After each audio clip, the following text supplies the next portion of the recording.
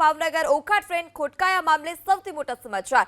Railway પાટા પરથી લોખંડના ટુકડા મળ્યા હોવાની વિગતો સામે આવી છે। ટ્રેન ઉથલાવવાનો પ્રયાસ થયો હોવાની પણ આશંકા, જેથી બોટાદ એસપી, ડીવાયએસપી, એલસીબી સહિતનો સ્ટાફ ઘટના સ્થળ પર, રેલવે અધિકારીઓનો મોટો કાફલો બનાવ સ્થળે પહોંચી તપાસ હાલ અત્યારે હાથ ધરી છે। તો ભાવનગર ઓખા ટ્રેન ખોટકાયા મામલે સૌથી મહત્વના સમાચાર।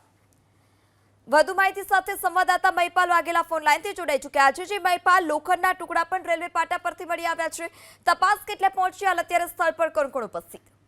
ભાવનગરથી ઓખા જતી ટ્રેન વહેલી સવારે કુંડલી ગામ નજીક 2 કિલોમીટર અંતર પર ટ્રેનનું એન્જિન ક્યાંક ને ક્યાંક ફસાયેલું અને ટ્રેનનું એન્જિન આગળ નહીં જતા ક્યાંક ને ક્યાંક તપાસ થતા રેલવે ટ્રેક પર 2 ફૂટ જેટલા પાટા પડેલા, રેલવેના જે ટુકડા હોય તે પડેલા હોય તે પ્રમાણેની માહિતી પ્રાપ્ત થઈ છે।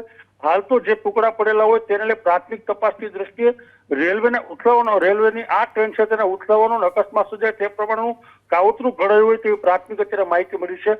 ઘટનાને લઈને બોટાદ એસપી, એલસીબી, એસઓજી અને આરપીએફ સહિતનો રેલવેનો કાફલો અત્યારે ઘટના સ્થળ પર પહોંચી ગયો છે। હાલ અત્યારે સમગ્ર મામલે તપાસ થઈ રહી છે। સદનસીબે કોઈ જાનહાની થયેલી નથી, કોઈ નુકસાન થયેલું નથી, પણ મોટી ઘટના થતા હાલ તો અટકી ગઈ છે। જી મહિપાલ, આપ અમારી સાથે જોડાયેલા રહેજો। તો ડીવાયએસપી મહર્ષિ રાવલ પણ આપણી સાથે જોડાઈ ચૂક્યા છે। જી સર, સ્થળ પર હાલ અત્યારે તપાસ ચાલી રહી છે, શું પ્રાથમિક વિગતો સામે આવી?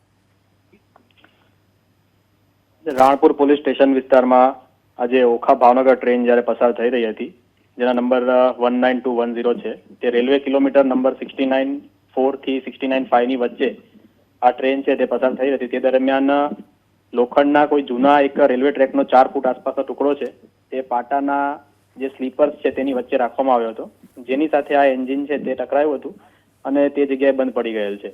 હાલમાં પ્રાથમિક વિગત છે તે પોલીસની સામે આવી છે, જેમાં બોટાદ જિલ્લા પોલીસ, સ્થાનિક local crime branch, special operation groups વગેરે છે તે તપાસ કરી રહ્યા છે।